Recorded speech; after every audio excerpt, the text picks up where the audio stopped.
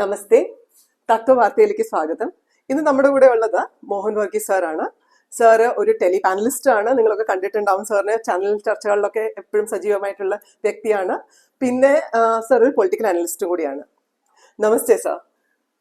Sir, ഇലക്ഷനൊക്കെ കഴിഞ്ഞു, assembly elections കഴിഞ്ഞു. നമ്മുടെ കേരളത്തില് CPIM ആയാലും UDF ആയാലും ശരി, LDF ആയാലും ശരി, BJP ആയാലും ശരി, നല്ല മത്സരമാണ് കാഴ്ചവെച്ചത്. ഇപ്പോഴത്തെ കൗണ്ടിങ് May 4th സാറിന്റെ വീക്ഷണത്തില് ആരായിരിക്കും? BJP നോക്കണ്ട, അവർ സീറ്റിന് വേണ്ടിയിട്ടാണ് ഇപ്രാവശ്യം മത്സരിച്ചത് ഡെഫിനറ്റ്ലി. അല്ലെങ്കിൽ ഒരു ഫൈറ്റ് കൊടുക്കാൻ വേണ്ടി മാത്രമാണ് ഇപ്രാവശ്യം മത്സരിച്ചത്. എല്ലാവർക്കും അറിയാം. അതുമാതിരി LDF ആണോ UDF ആണോ? സാറിന്റെ ഒരു ഐഡിയയിൽ ആരായിരിക്കും വരാൻ പോകുന്നത്? UDF ആണ് എന്നത് മനസ്സിലാക്കാൻ പാഴൂർ പടിപ്പുര വരെ പോയി പ്രശ്നം വെക്കേണ്ട കാര്യമില്ല എന്നാണ് ഇപ്പോഴത്തെ നിഗമനം. Either it's a clean sweep or a semi sweep. എന്ത് സംഭവിച്ചാലും മലബാർ മേഖലയിൽ ഐക്യ ജനാധിപത്യ മുന്നണിക്ക് സാമാന്യം മെച്ചപ്പെട്ട ഒരു പ്രകടനം കാഴ്ചവെക്കാൻ കഴിയുകയും മധ്യ കേരളത്തിൽ, പ്രത്യേകിച്ച് മധ്യ തിരുവിതാംകൂർ മേഖലയിൽ കാര്യമായ നേട്ടങ്ങൾ ഉണ്ടാക്കാൻ കഴിയുകയും ചെയ്യും. തെക്കൻ കേരളത്തിൽ കോൺഗ്രസിനോ UDF-നോ വലിയ സാധ്യതയുണ്ട് എന്ന് കരുതാനും ആവില്ല.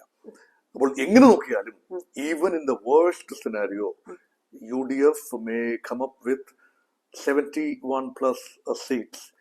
വേവ് ലൈക്ക് ഫോർമേഷൻ ആണെങ്കിൽ അത് 90 കടന്നു പോയേക്കാം.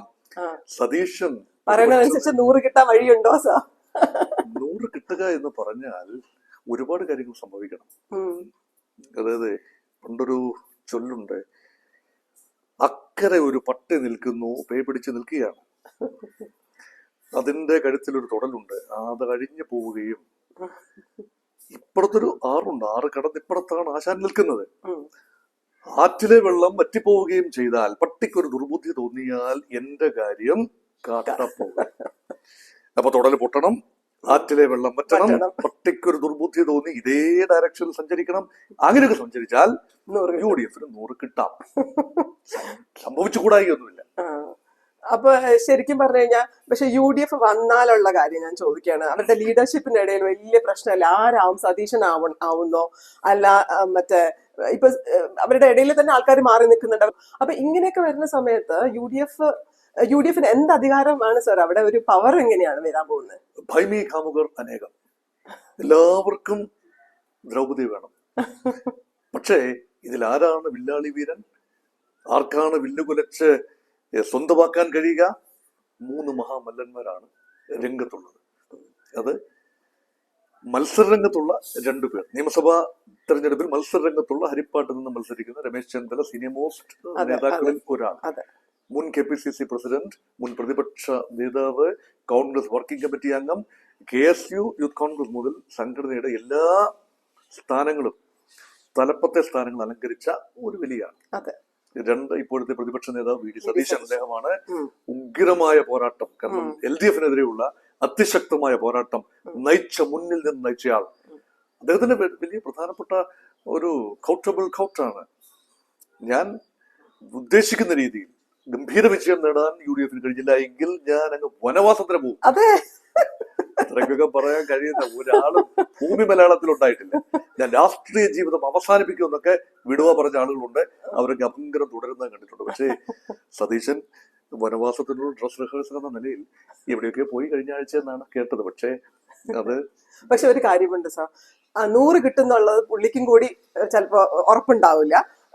അഥവാ വന്നാൽ തന്നെ രമേശ് ചെന്നിത്തലേനെ എല്ലാവരും ഫീൽ ചെയ്യുന്നുള്ള ഒരു നല്ല ഉറപ്പും കൂടി ഉള്ളതുകൊണ്ടായിരിക്കാം അദ്ദേഹം വനവാസത്തിന് റെഡിയാണെന്ന് പറഞ്ഞത്. ആയിരിക്കാമോ?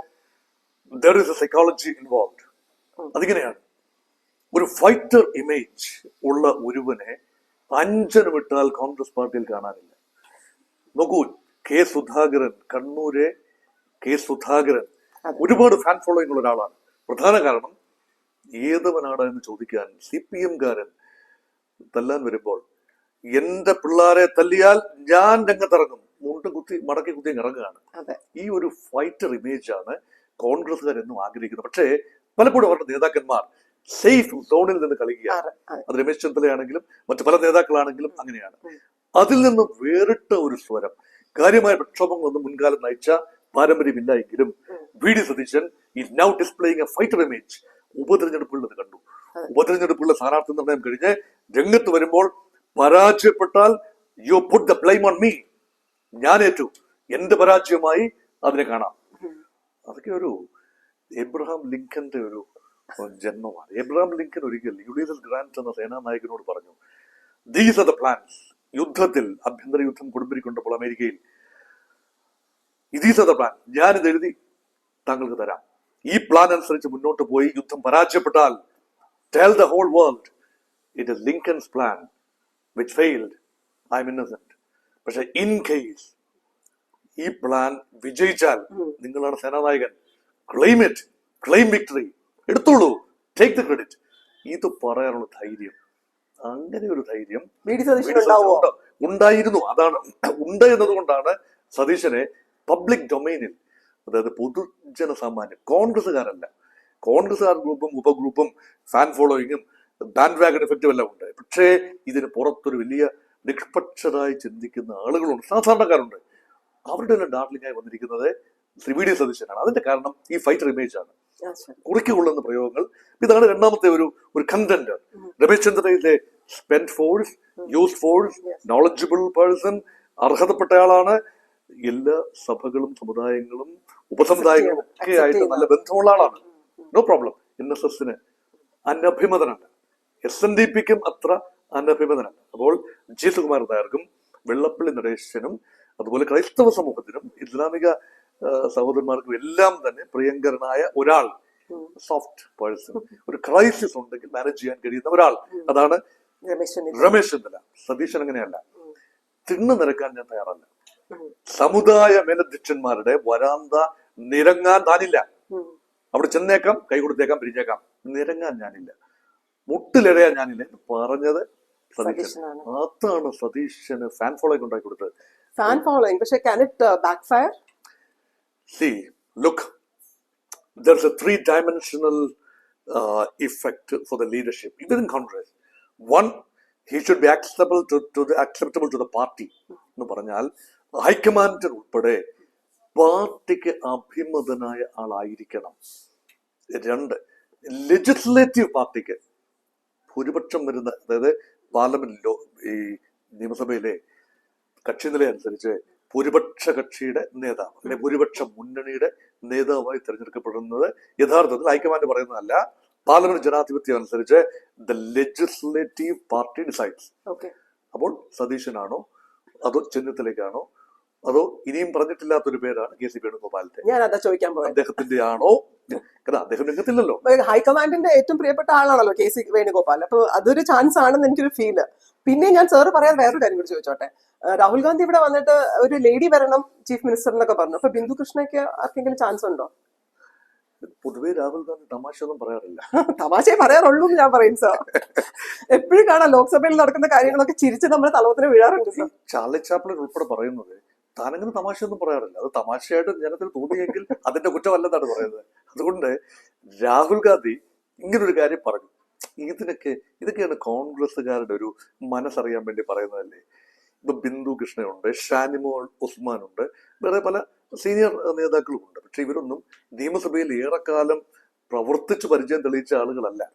അപ്പൊ അവരിൽ ഒരാൾ, ഒരു വനിതയെ കേരള മുഖ്യമന്ത്രിയായി UDF വിജയിച്ചാൽ പ്രതിഷ്ഠിക്കും എന്ന് കരുതാനുള്ള മൗഢ്യം ഇപ്പോൾ എനിക്കില്ല. രാഹുൽ ഗാന്ധി എന്ന് പറഞ്ഞാലും ഇതൊക്കെ ആളുകൾ എന്ത് പറയും? ചുമ്മാ ഒരു ചൂണ്ടയിട്ട് കൊടുക്കുമ്പോൾ ആരൊക്കെ കൊത്തും, ആരെങ്കിലും വിടുവാ പറയുമെന്ന് അറിയാൻ വേണ്ടി രാഹുൽ ഗാന്ധി ഇറക്കിയ ഒരു നമ്പർ അല്ലേ ഇതൊക്കെ. അത് കൂടുതൽ അർത്ഥമില്ല. അപ്പൊ ഞാനത് 3 ഡയമെൻഷനെ കുറിച്ച് പറഞ്ഞു വരികയായിരുന്നു. ഒന്ന്, പാർട്ടിയുടെ ഒരു അഭിമതനാവണം, നിയമസഭാ കക്ഷിക്ക് അഭിമതനാകണം. 3, ജനകീയനാവണം. ഉമ്മൻചാണ്ടിയെ പോലെ ജനകീയനായെങ്കിൽ നല്ലത്. ഉമ്മൻചാണ്ടി ജനകീയനായിരുന്നു. ഇപ്പൊ പാർട്ടിക്ക് അതീതമായി പിന്തുണ കിട്ടാൻ ഉള്ള, അങ്ങനെയാണെങ്കിൽ ആ കസേറയിൽ ഇരിക്കാൻ പറ്റും. ഇതിന്റെ ഹോട്ട് സീറ്റ് ഇഷ്ടം പോലെ സമ്മർദ്ദങ്ങൾ ഉണ്ടാകാം. അതൊക്കെ അതിജീവിക്കണമെങ്കിൽ ജനകീയ പ്രതിച്ഛായ ഉണ്ടാവണം. VS അച്യുതാനന്ദൻ ആ ജനകീയ പ്രതിച്ഛായ ഉണ്ടായിരുന്നു. ശ്രീ പിണറായി വിജയൻ അത്രയും ഉണ്ടോ എന്ന് സംശയമുണ്ട്. പാർട്ടിക്കുള്ളിൽ അഭിമതനായിരിക്കാം, ജനങ്ങൾക്കിടയിൽ ഇങ്ങനെ ഈ 3 യോഗ്യതകളും ഒരുപോലെ സമ്മേളിക്കുന്ന ഒരു മുഖമില്ല. അവിടെയാണെങ്കിൽ ഇവിടെയാണ് പറഞ്ഞത് ഈ സമുദായങ്ങൾ സഭകൾ ഒക്കെ ഒരു റെപ്രോഷ്മ വേണ്ടി വന്നാൽ, നീക്കുപോക്കുകൾ വേണ്ടി വന്നാൽ ഉപയോഗിക്കാവുന്ന മുഖമായി സീനിയർ നേതാവ് ചെന്നിത്തലയുണ്ട്. പക്ഷെ അദ്ദേഹത്തെ മുന്നിൽ നിർത്തിയല്ല മത്സരിച്ചത്. അദ്ദേഹം പക്ഷേ പ്രചരണ കമ്മിറ്റിയുടെ ചെയർമാൻ ആയിരുന്നു. അപ്പൊ ഹി ഹാസ് എ ചാൻസ്. തീർച്ചയായും അദ്ദേഹം മുൻ പ്രതിപക്ഷ നേതാവാണ്. അദ്ദേഹത്തിന് സമയം വന്നപ്പോൾ UDF ഭരണം കിട്ടിയില്ല. അതുകൊണ്ട് പ്രതിപക്ഷ നേതാവായി തുടരാതെ അദ്ദേഹം മാറി നിന്നു. അല്ലെങ്കിൽ പാർട്ടി പറഞ്ഞു മറ്റൊരാളാകട്ടെ. അങ്ങനെയാണ് 5 ടൈം MLA VD സതീശന് 5th ടേമിൽ പ്രതിപക്ഷ നേതാവ്. ആദ്യമായിട്ടാണ് അദ്ദേഹത്തിന് ക്യാബിനറ്റ് റാങ്ക് കിട്ടുന്നതെന്ന് ഓർക്കണം. അദ്ദേഹം KSU സംസ്ഥാന സെക്രട്ടറി അല്ല, പ്രസിഡന്റ് ആയിരുന്നിട്ടില്ല, യൂത്ത് കോൺഗ്രസിന്റെ സംസ്ഥാന നേതാവോ അഖിലേന്ത്യാ നേതാവോ ഒന്നുമായിട്ടില്ല. കോൺഗ്രസ് പാർട്ടിയിൽ ഉന്നതമായ സ്ഥാനങ്ങളൊന്നും, വർക്കിംഗ് കമ്മിറ്റി പോയിട്ട് കാര്യമായ സ്ഥാനങ്ങളൊന്നും വഹിച്ചിട്ടില്ലാത്ത ഒരാൾ പെട്ടെന്ന് ആദ്യമായിട്ടാണ്, പെട്ടെന്നൊന്നുമല്ല 5ാം തവണ നിയമസഭയിൽ തുടർച്ചയായി പിറവത്ത് നിന്നും ജയിച്ച്, പറവൂരിൽ നിന്ന് ജയിച്ച് വന്ന ഒരാൾ എന്ന നിലയിൽ അദ്ദേഹത്തെ പാർട്ടി പരിഗണിച്ചു, ഗൗരവമായി പരിഗണിച്ചു. അങ്ങനെ പരിഗണിക്കുമ്പോൾ മൈ ഹഞ്ച് ഇസ് ദിസ്, അങ്ങനെ 5 വർഷം മുമ്പ് പരിഗണിക്കുമ്പോൾ don't they have A larger perspective in mind? ഭാവിയിൽ ഇങ്ങനെ ഒരാളെ ഗ്രൂം ചെയ്ത് കൊണ്ടുവരിക, ലെറ്റ് us see എന്ന ഒരു ചിന്ത ഹൈക്കമാൻഡിന്റെ മനസ്സിൽ ഉണ്ടാവുമല്ലോ. അല്ല എങ്കിൽ രമേശ് ചെന്നിത്തലയോ മറ്റാരെങ്കിലും ആകാമായിരുന്നല്ലോ.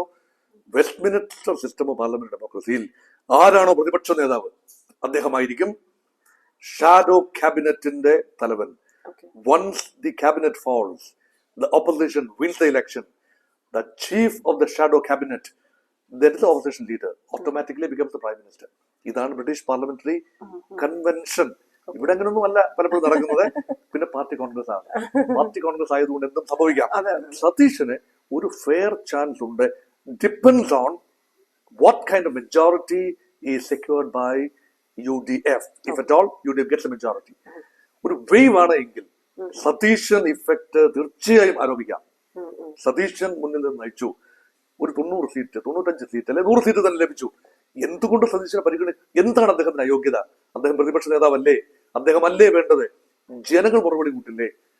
ഇതൊരു ന്യായമായ കാര്യമാണ്. അതേസമയം വൈഫത്തിൻ മാർജിൻ 75, 72 അല്ലെ 70, 71 ഇങ്ങനെ നിൽക്കുകയും വ്യക്തമായ ഭൂരിപക്ഷം ഉണ്ടെങ്കിൽ പോലും ഒരു വയബിൾ ഒരു ലീഡർഷിപ്പ് ആണോ സതീശന്റേത്?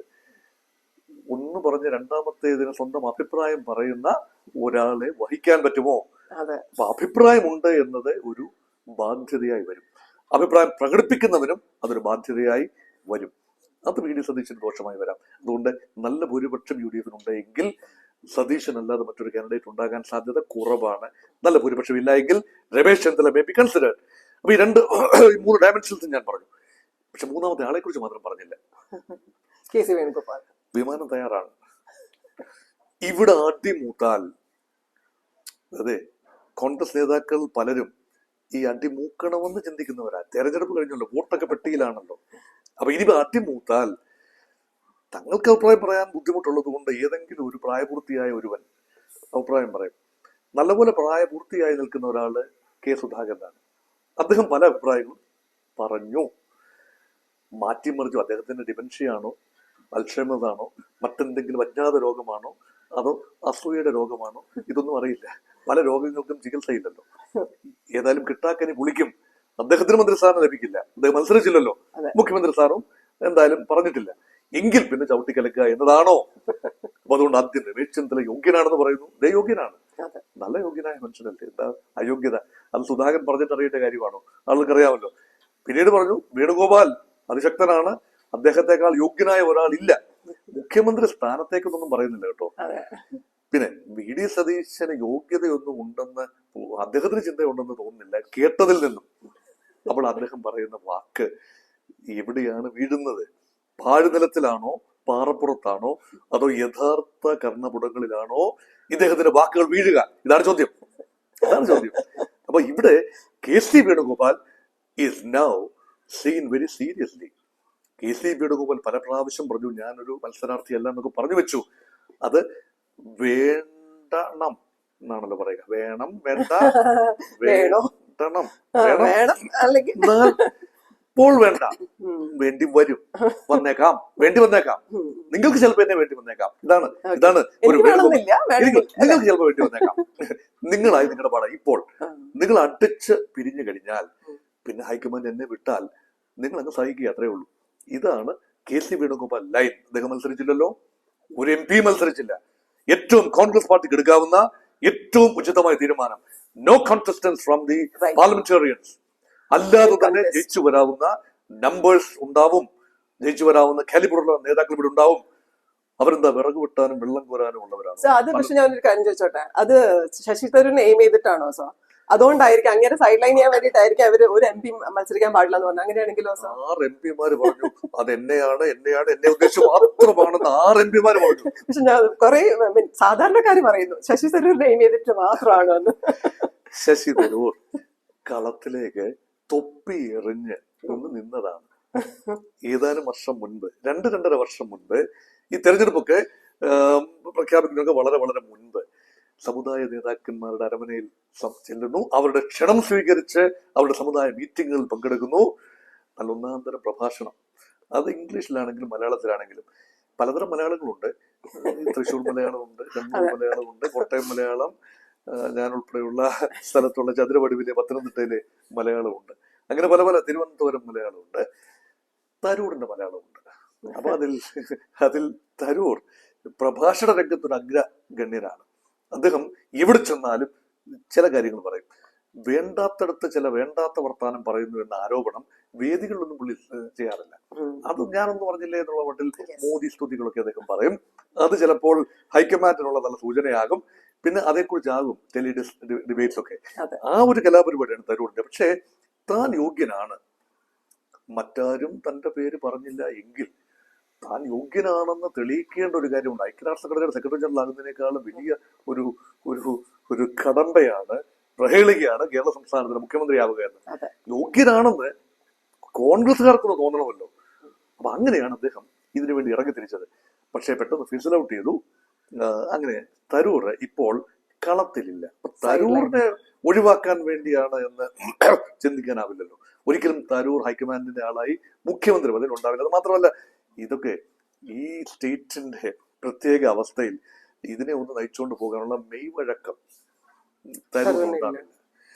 മറ്റവരൊക്കെ ഈ മീനെണ്ണക്കകത്ത് ജനിച്ച് വീണവരാ. അപ്പൊ നല്ലപോലെ മുതുക് വളയും, നടുവ് വളയും, നട്ടല് നന്നായി വളയുന്ന ഒരു സ്വഭാവമുണ്ട്. തരൂർ ചിലപ്പം ഇന്റർനാഷണൽ മീനെണ്ണ ഉണ്ടാവും, തിമിംഗലത്തിന് എണ്ണയൊക്കെ ഉണ്ടാവും. പക്ഷേ ഇത് ഇവിടത്തെ മീനെണ്ണ വ്യത്യാസമാണ്. അതുകൊണ്ട് മെയ് വഴക്കം കുറവാണ്, മനസ്സിന്റെ വഴക്കം കുറവാണ്. അതേസമയം ഈ ഷാർപ്പ് റീഡർ. പക്ഷെ മറ്റ് പലരും ഈ നല്ലൊരു ഒരു ഈഴവ സമുദായത്തിൽ നിന്നും ഒരു സ്ഥാനാർത്ഥി വേണമെങ്കിൽ മറ്റേ 3 നായർ സമുദായത്തിലെ നായർ സമുദായത്തിന്റെ നോമിനീസ് എന്ന് പറയാനൊക്കെ കോൺഗ്രസ് നേതാക്കളാണ്. പക്ഷേ the belong to Nair community.